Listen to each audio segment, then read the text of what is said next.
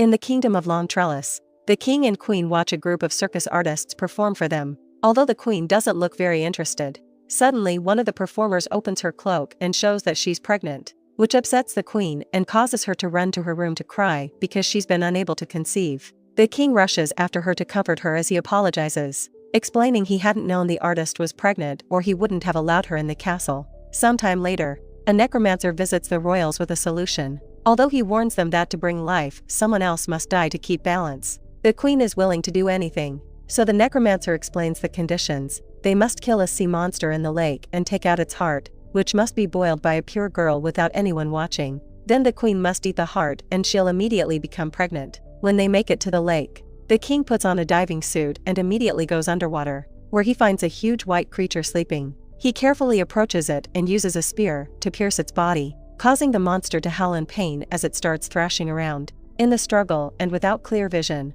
the king receives a fatal blow from the creature's tail. Seconds later, both bodies are retrieved from the lake. But the queen doesn't pay attention to her dead husband. She just waits for the guards to get the beast's heart and leaves with it. Once they return to the castle, they find a pure servant from the staff and leave her alone with the heart. As soon as she throws it into boiling water, she backs away with a gasp as she feels something strange in her belly. It turns out she's magically becoming pregnant. Later the queen devours the cooked heart without hesitation, and she instantly gets pregnant as well. That night, both women give birth at the same time to a pair of healthy boys. Afterward, a huge funeral is organized for the dead king, but the queen doesn't care much because she only has eyes for her son. 16 years later, the queen's son Elias has grown into a lively teenager with peculiar white hair. The queen is always keeping an eye on him, so he often escapes her obsessive ways by sneaking around the castle labyrinth until the queen gets lost. Afterward, Elias meets with Johann, the servant's son, who looks just like Elias. It's as if they were twins born from the lake creature.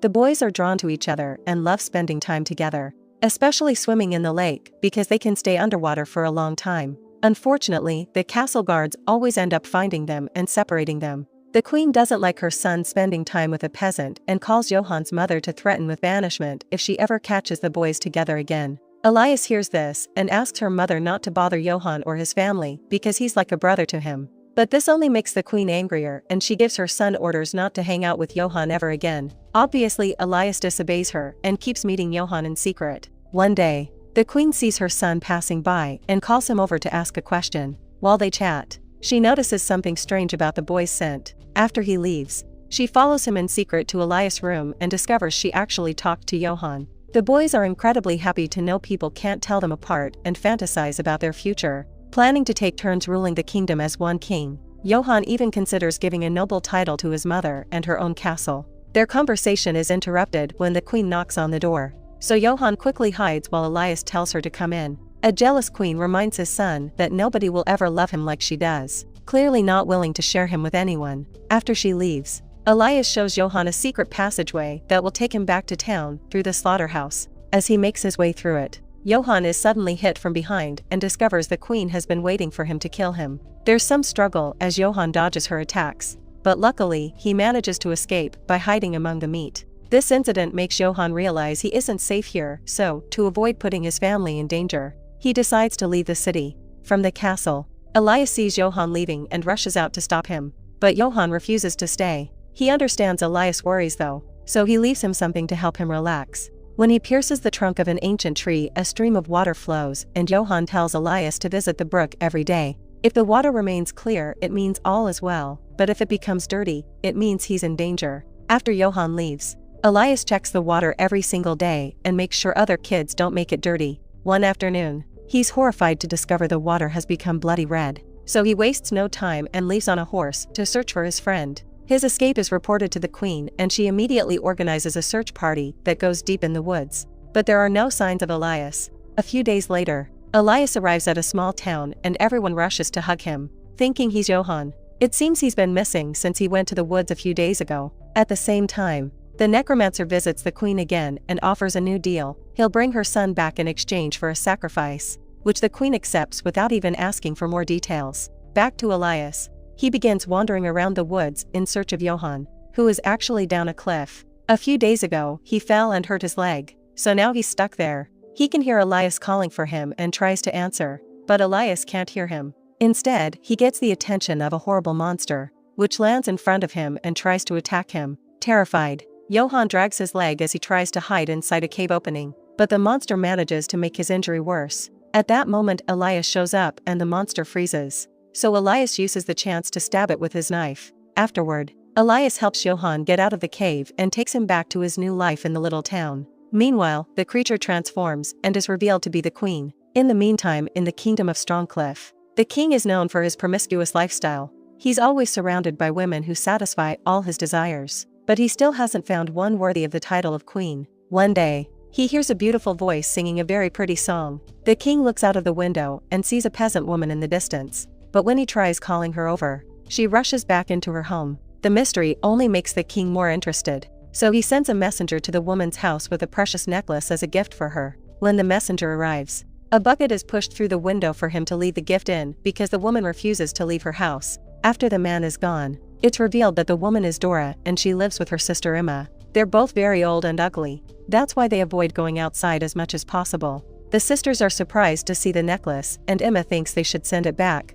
but Dora refuses and keeps it because it makes her feel pretty. Later in the evening, the king shows up at the door asking for the woman with a wonderful voice and using sweet words to try to convince her to do the dirty with him, also promising a reward. Emma thinks they should tell him to go away, but Dora doesn't want to miss the chance to get a better life. She still doesn't want the king to see her like this though, so she tells him to come back in a week and she'll let him see her finger. The king is so desperate that he agrees. For the following week, Dora tries to find a way to make her wrinkled finger nicer, like dipping it in burning wax and dabbing it with medicinal herbs, but it only gets uglier. When the king finally comes, Dora panics and grabs Emma's hand, noticing hers is smoother because she spends all her time sucking in her fingers. She immediately drags her sister toward the door to present the finger to the king through the lock, and the king immediately begins kissing it as he asks for more. Eager to take this further, Dora agrees to give him more but with one condition: she'll visit him in the castle during the night and he must wait for her without a single candle lit. Once again,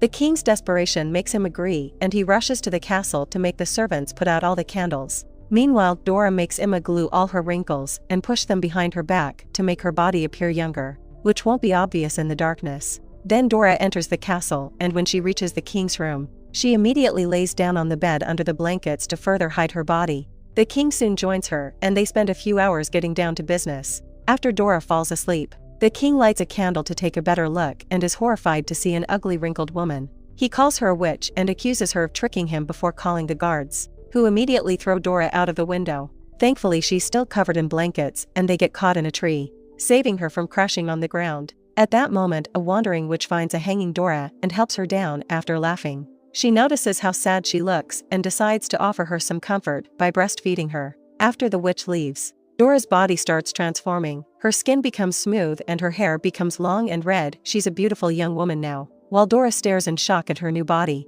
the king and his men come into the woods to hunt a boar. However, he gets distracted when he sees Dora, instantly falling in love with her. Sometime later, a castle servant comes to Emma's house to leave a beautiful outfit and an invitation to the royal wedding. It turns out Dora is getting married to the king and wants her sister to be there. Dora puts on the dress and goes to the castle, feeling rather out of place but happily enjoying the food. When Dora sees her, she takes her into another room and tells her what happened, promising a better life for Emma when she gains power as queen. Later, when the party is over, Emma refuses to leave because she feels lonely without her sister. She sneaks into the royal room and tries to convince Dora to let her stay, but Dora refuses, explaining that nobody will believe they're sisters because of the apparent age difference. Emma is desperate to know what Dora did to be beautiful, so to shut her up, Dora says she was flayed. Suddenly they hear the king approaching, so Dora hides Emma behind a screen before taking good care of her husband. Curious, Emma can't help peeking at the married couple getting busy, but the king sees her and thinks she's the old lady from the other day, so he quickly makes the guards kick her out. Desperate and upset, Emma goes to see the blacksmith and asks for a favor. She wants all her wrinkles to be cut off so she can be pretty too. At first, the blacksmith turns her down, but he quickly changes his mind when Emma pays him with all the jewels from the fancy outfit. Moments later, Emma is tied to a tree in the forest, and the blacksmith proceeds to flay her as she yells in agony. When Emma returns to town, she's nothing but a deformed, bleeding person on the verge of death. Meanwhile, in the kingdom of High Hills, Princess Violet is performing a special song for her father the king, but he isn't paying any attention because he's found a flea on his arm. The little bug begins jumping all over his body, and the king is so amused by its antics that he keeps his eyes on it until he manages to catch it. As soon as Violet is done, the king takes the flea to his chambers, where he starts keeping it as a pet. He prepares a cute box for it to sleep in and even pokes his own finger to feed it his blood. As the flea begins to grow, the king teaches it new tricks, like pulling from a small clockwork carriage. This new obsession causes him to ignore his royal duties.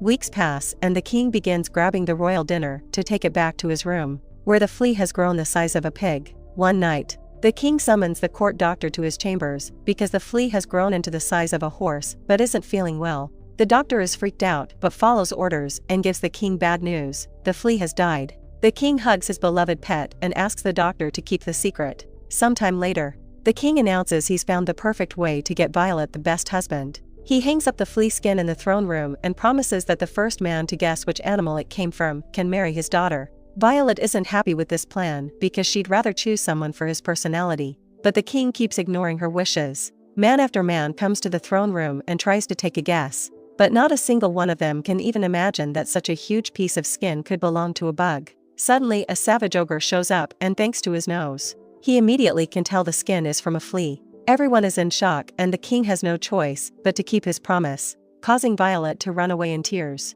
The king finds her on the roof about to self-delete, so he makes her come down by reminding her that their reputation will be destroyed if they don't keep their word and that she must obey him. With no other choice, Violet leaves with the ogre, who makes her walk all the way to his home. Violet gets exhausted in the middle of the forest, so the ogre picks her up and carries her the rest of the way. Eventually, they make it to the top of a cliff, where Violet discovers her new home is a dirty cave full of human bones. She tries to avoid the ogre and his horrible food as much as possible, but the ogre gets tired of waiting and drags her to his bed to take her by force. Days pass and Violet is nothing but dirty and miserable. One morning, she sees a woman on the opposite cliff gathering herbs and asks for help. There's nothing the woman can do from this distance, but she promises to come back with support. Sometime later, the woman comes back with her whole family, who happen to be circus artists. A guy throws a rope to cover the gap between cliffs and walks on it like an acrobat until he reaches Violet. Then he picks her up and carefully starts walking on the rope to return. At that moment, the ogre comes back and rushes after them, moving on the rope using his hands. The acrobat moves as fast as he can and thankfully makes it to the other side safely with Violet. So the family cuts the rope and makes the ogre fall. Afterward, the family takes Violet away in their carriage and she finally gets to laugh again by watching their tricks. Unfortunately, the ogre has survived and shows up again, jumping into the carriage to start attacking the family. He immediately kills 3 people, so a terrified Violet takes a knife from a basket and runs away with the others. Furious, the ogre begins chasing them again, so the group tries to hide, when the ogre comes closer by following his nose. One of the artists drinks some alcohol and then breathes flames on the ogre's face. Unfortunately, this isn't enough to stop him and the ogre attacks again, quickly killing the remaining members of the family. Violet tries to get away, but now that she's alone, the ogre easily finds her. To avoid getting killed too, Violet pretends to accept him and calms him down before climbing on his back to go home. However, as soon as he moves, she uses the knife to slit his throat. Meanwhile, at the castle, the king has been feeling terribly sick since he lost his daughter, but when a servant announces she's back, he immediately jumps out of bed. Everyone in the throne room is shocked to see Violet with the ogre's head in her arms and kneels to her power. And even the king does the same, apologizing for not listening to her. Sometime later, Violet is crowned Queen of High Hills. Elias attends the coronation to represent Long Trellis, since he's the last royal left. The king of Strongcliff is also there with Dora, who suddenly notices something weird. Her skin is changing back. Panic-kin. She runs away from the ceremony. Violet doesn't notice her because she's too busy looking up, admiring an acrobat walking on a fiery rope to commemorate the family that saved her.